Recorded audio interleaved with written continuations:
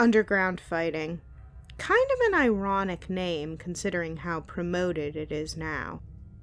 Every group of knuckleheads has their own YouTube channel. Hell, bare-knuckle boxing has become sanctioned as of late.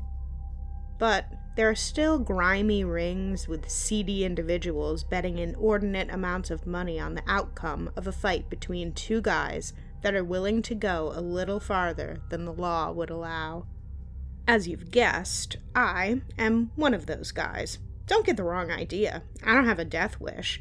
While it's true you can find places that give a couple idiots machetes and watch the show, that isn't my thing. I'm just a good old, bare-knuckle, no-holds-barred, not good enough to get into the UFC schmuck.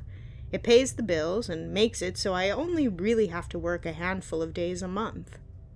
The name's Terry Gilmore, and I'm not here to tell you about the mildly interesting world of semi-illegal fighting, or rather, not the side of it most people see. Like any other sport, there is superstition, myth, and legend.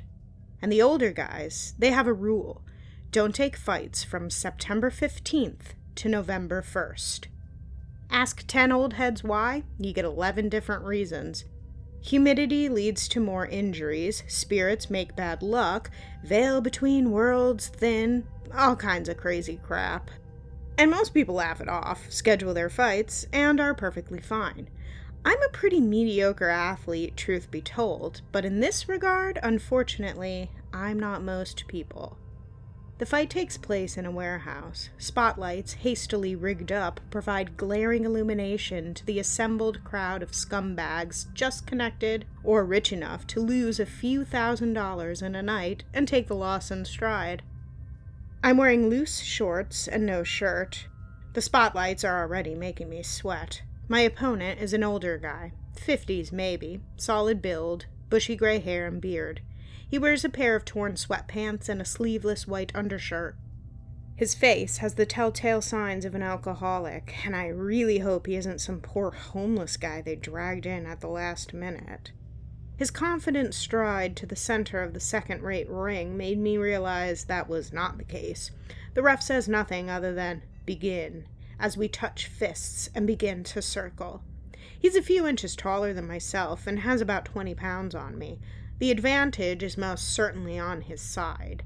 But, being half his age, there should be no way he has more gas than I do.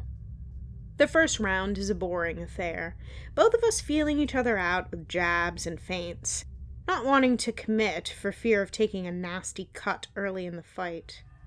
Boxing purists will point this out as a flaw in bare-knuckle bouts, but from my point of view, if the goal is to make the fight as realistic as possible, bare-knuckle is the superior option.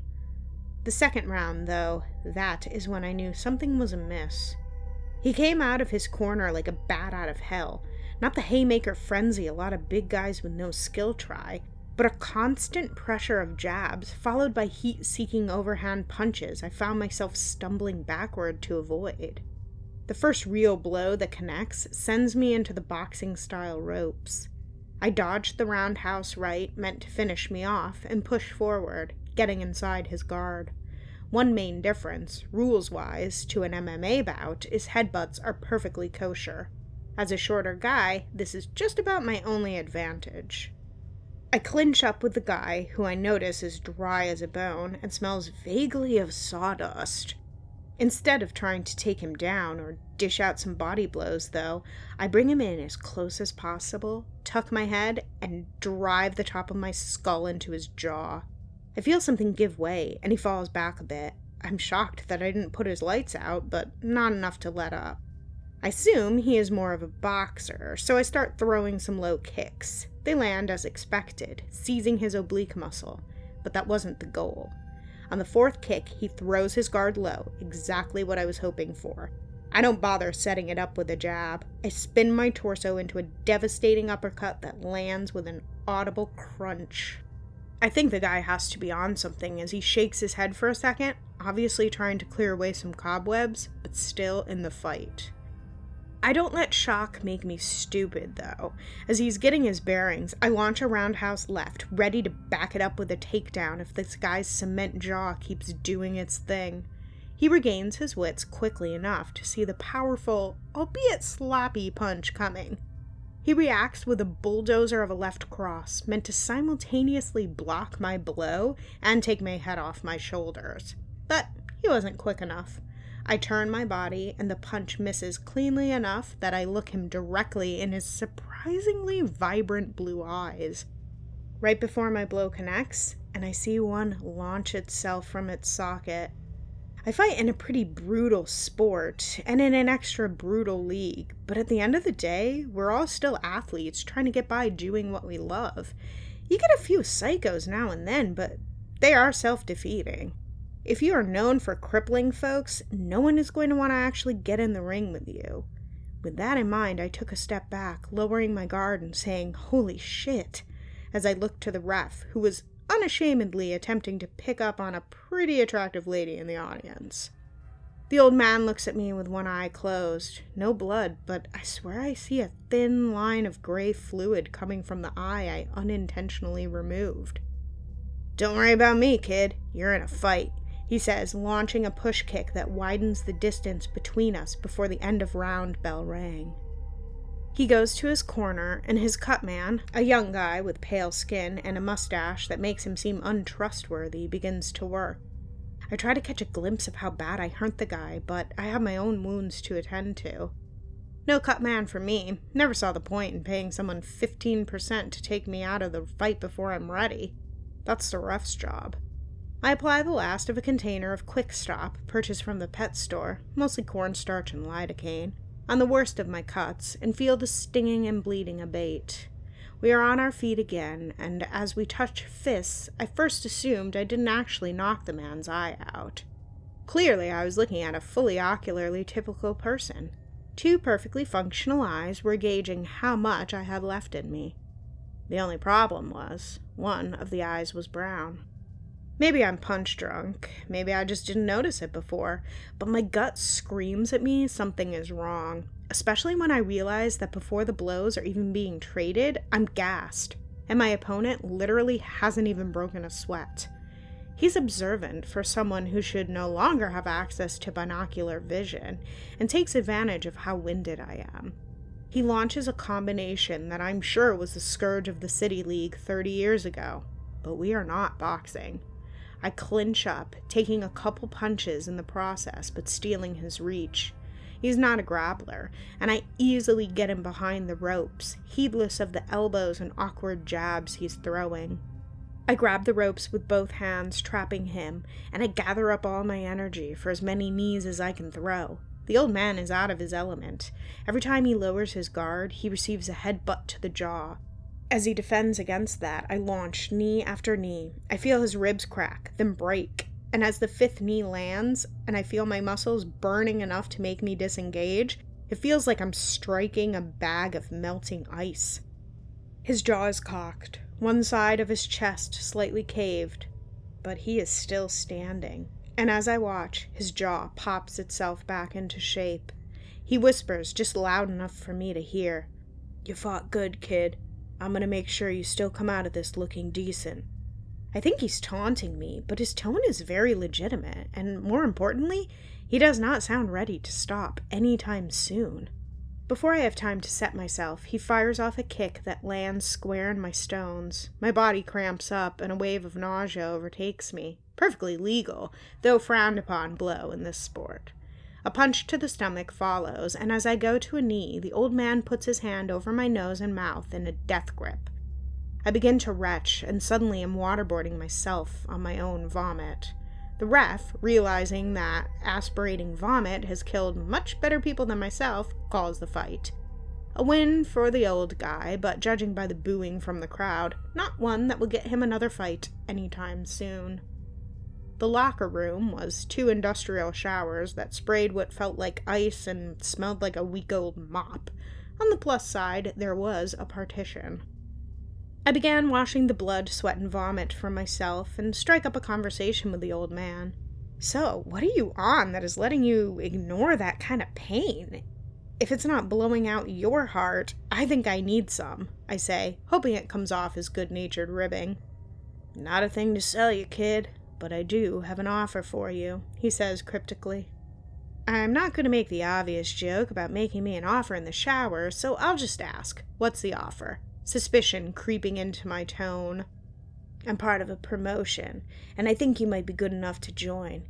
You'd be making UFC money with your Street Beef's talent, he says, grinning a bit. I've made a deal with myself to not think about the fact I know I shattered that jaw. Look at you trying to sound all hip. Not interested in a snuff league, man, I say in a neutral tone. Nothing like that. Actually, I'd say most of the time the rule set is going to be much stricter than these glorified bar fights. Now listen, I could give you all the details now, with our Johnsons flopping around, and you are going to think I'm a liar, crazy, or some kind of pervert like that competitive tickling guy from a couple years back. Better I give you my card, you see for yourself, and make your decision, the old man says, drying off and putting on a pair of comfortable sweats. I do the same, down to a similar oversized worn-out sweatshirt and pants, adding a great minds think alike as I notice this similarity. He hands me a card for a place called Jim's, which oddly is only a few blocks away from my place. Not that I think I can recall exactly what is there, but I'd think I know if it was a gym or training camp. Come at 7 tomorrow, or don't bother, the old man says as we part our ways. It'd be poetic if I said I didn't sleep the night before, but I did. In fact, I'd pretty much decided this was going in a competitive tickling direction and decided against it. Look it up if you aren't getting the reference. If I had to find out about it undiluted, so do you. But now you get introduced to Saw Guy. Now I know where you guys are reading this, so don't get too excited at that name. It's the nickname I've given to the guy who lives in the house next to my apartment. This man, I shit you not, every weekend is up at the crack of dawn sawing some bullshit for a home improvement project. And you know what? I wish he was killing people, because then, instead of having to deal with this bullshit when I want to sleep in, I could just have him arrested. You can probably guess what happened next. I was bored, annoyed, and up earlier than I had any right to be. I decided to go pay a visit to Jim's. Sure enough, a building that could have used a coat of paint with a faded blue and yellow sign reading Jim's stood at an address I could swear was just some houses last time I checked. I don't prepare my mind for something horrific, just something gross. Old people bondage club or fetishist bar or something. Luckily, when I opened the tinted glass door, what I saw was a pretty big standard gym. MMA cage, boxing ring, treadmills, etc. And some slightly above average guys and gals who think they're warrior gods using them. I'm greeted by the old man. He's wearing what I'd like to describe as business casual attire, a pair of nice-looking dress pants, and a silk muted Hawaiian shirt that is making up for its lack of taste by being obviously custom and very expensive. He's had a haircut and a shave as well, and now has more of a James Randi vibe instead of reminding me of a blown-out Mick Foley. You made it. Name's Harold, in case you never got it. Now, are you the type that rips a Band-Aid off fast or slow? He says with a bit of a smirk. I point to my wounds from the night before, taking the time to notice there isn't a single mark on him, and say, not the type to use Band-Aids, trying to show some confidence. Good to know. Jim! He screams. I hear a noise from the ceiling. I'm not trying to be funny, but the closest thing I can think of, it sounded like it was the world's largest butthole taking the world's worst crap. A slimy, irregular slithering that drowned out the other sounds in the gym. I looked up. I couldn't help it. What I saw made me produce a layer of cold fear and sweat. The ceiling of the gym was a rusted, fleshy mass, rearranging itself into a massive face, staring dead-eyed down at me. It grinned like a flayed emoji. I was at a loss for words. Jim, I say, trying not to puke, faint, or run. Who owes Harry? Kid didn't shit himself, the face says, vibrating the floor with laughter. The face dissolves, and I look to Harold, jaw agape.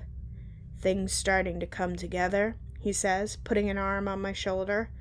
I fucking hope not, I say, as he starts to walk me to a back corner of the gym. because at the moment, it seems like I'm being walked into a monster. Okay, we're gonna have to go over rule number 1. You are acting like a Whedon. That is our nickname for humans who try to frame everything in fiction. It generally leads to you putting your foot in your mouth and making really stupid paranoid comments. Then, it leads to you acting like you have no choice and generally being a real bummer to be around. There are a lot of entities that do all the shit you are afraid of, but none here. Does that mean everyone loves you? Hell no. But we're trying something here. It isn't a death pit. It isn't a ritual or some sick game. It's a promotion. We're 90% MMA, 10% WWE. We have healthcare, life insurance, and more cash to throw around than you can believe. Our refs actually look out for our fighters well enough I can say there is a minimum of 1 UFC ref worse. Harold monologues. I can tell he's practiced this, but I do get the vibe he's being sincere. You're talking about Herb Dean? I say, trying to find something casual to say. Of course, Herb Dean. Anyway, we could use someone like you. You won't be fighting anything you can't handle or don't agree to.